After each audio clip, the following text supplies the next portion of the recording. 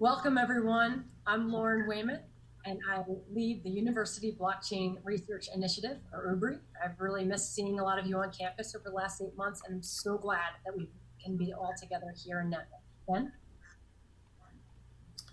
And I'm Ken Weber, head of Ripple Impact. I have the pleasure of working with Lauren every day on this wonderful program. Thank you to all of you for making UBRI such a great success.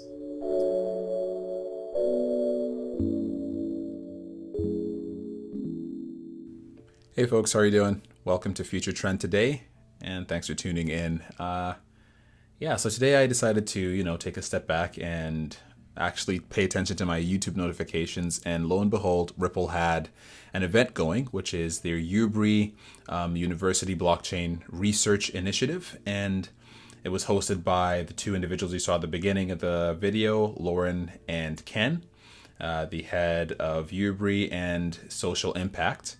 And they essentially kicked off this event, which is a 3-day event. You can certainly follow it on Ripple's YouTube channel, which they've been streaming over the past couple of days, and it ends today, actually.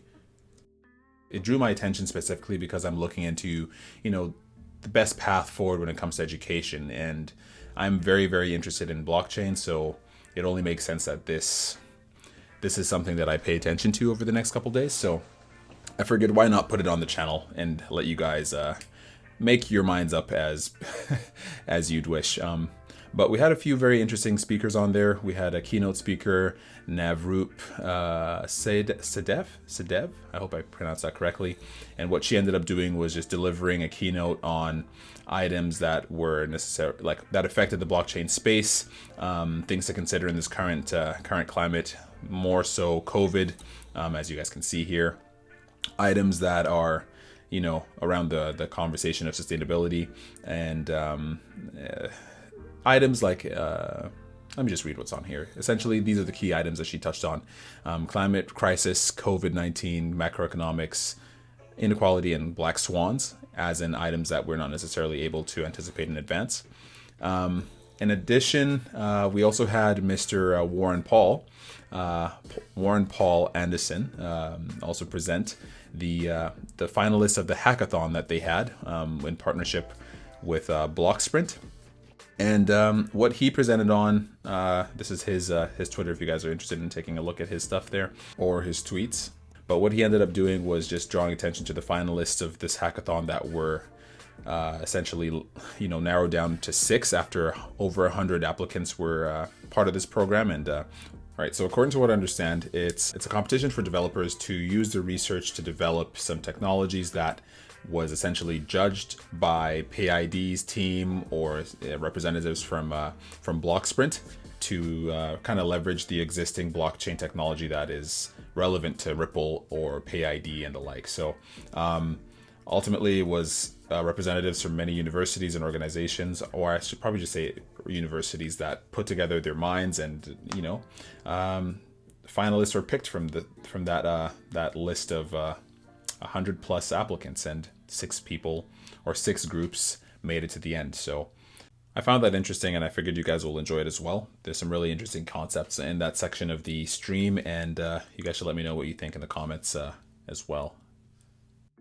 Yeah, so in this portion of the stream, which was hosted by Brianna Marbury, the executive director of Interledger Foundation, they discussed web monetization, and she interviewed a few stakeholders that I believe you guys will all be interested in.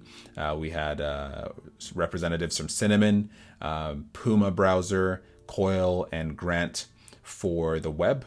Grant for the Web is a little bit of a newer item for myself because I haven't necessarily seen too much about them in my research that I've been doing. But regardless, it's essentially just ways to look at the whole monetization piece of the internet. We have the traditional platforms like Patreon, YouTube, for content creators, and so on and so forth. And they just essentially made introductions, explained what they did, how they believed their projects or organizations would be impacting the Internet of Value moving forward, and how essentially what roles they played in the whole concept or topic of web monetization. So I'll leave you guys the opportunity to watch that. I think I'm going to actually leave just a clip just a clip to help you set the tone for the rest of this portion of the stream at the end of the video, but you guys can take a look at that shortly after I get to this next portion here. Yeah, so in this next portion here, I just want to leave off with this because within the presentation or within the event, we had individuals introduce their projects and spread awareness on the projects that they're working on. And one that stuck out to me in particular, because I'm doing my best to try and research this in a more efficient way, because it's not as easy to sift through all the nonsense and sensationalism sometimes when it comes to the cryptocurrency space. I drew what stuck with me a lot after this was the block, and this was presented by Mr. Ryan. Let me just toggle over to his name here, you'll be able to see it. Yeah, so Ryan essentially touched on the benefits of his particular project with his research colleagues, and they essentially just give more of a streamlined look at the news within the blockchain and cryptocurrency space, everything that is affecting it, and I felt it was rather interesting. So you guys to give it a look as well. I'm just going to play this portion here. I think this may very well be my next place to get my information from when it comes to the research that I do. Maybe a few of you have already been aware of this website's existence, but it's new to me, so I'm really happy to see that something new and fresh is going to be added to my arsenal when it comes to research on the things that I believe matter in this space as well. So yeah, that's my take for the time being. I'm looking to actually put together some videos for those that are looking to focus their view on blockchains or initiatives that are actually going to affect us in the long haul or in the future. And I'm looking at items like the top 5, at least my top 5 cryptocurrencies, based on the information that I have essentially dug myself through in the past few months, and I'll be releasing a video on that shortly this week, so hopefully you guys will be around and just be on the lookout for that. And also pretty much, I also want to play devil's advocate in a couple of my next videos as well, and just identifying maybe what we're assuming to be the case when it comes to cryptocurrencies really isn't. What if that's the case, and how can we navigate our way around the misconceptions in this space that have led us astray or led us to think in the direction of individuals that don't necessarily have our best interest at heart. So, all right, so just be on the lookout for that, as I'll be releasing videos on that later this week. But outside of that, in other news, Brad Garlinghouse posted another tweet about his pending interview of Michael Arrington, the founder of TechCrunch.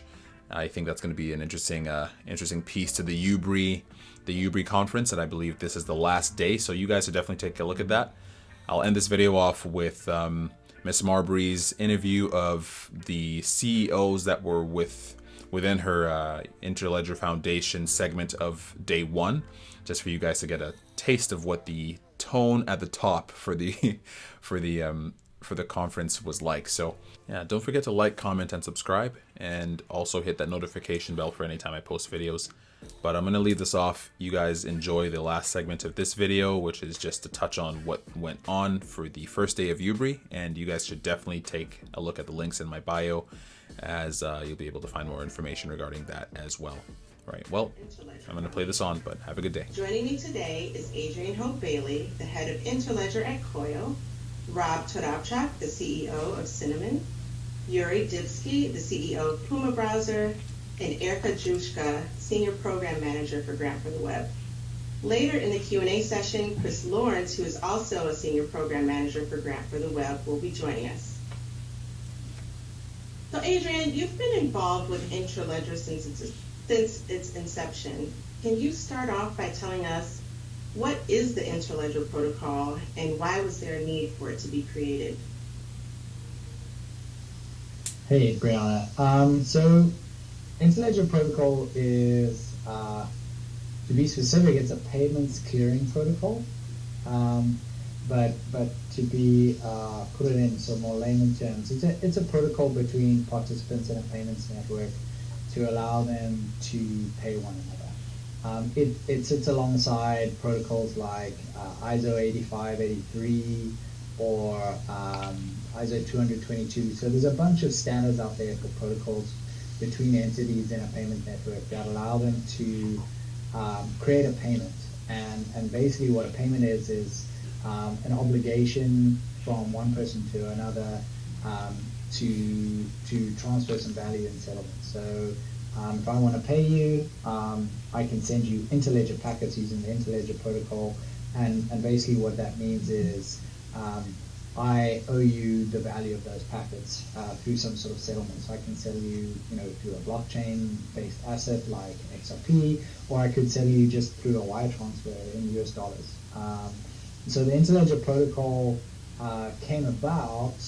It was a brainchild of two of my colleagues at Ripple before I actually joined, Stefan Thomas and Evan Schwartz, as a way to try and develop the protocol for the Internet of Value. So the Internet of Value was the vision that was sort of underpinning everything at Ripple, and the inspiration for Interledger was the Internet. So how do we come up with a protocol that works the same way as the Internet protocol stack, but can move money? And we started with the Internet protocol, so the IP stack, IP, TCP, application layer protocols. We followed all the same sort of architectures, and we ended up with Interledger, which is sort of a variation on those that's specifically tuned for moving value around. And that's the origin. That's sort of roughly what it is.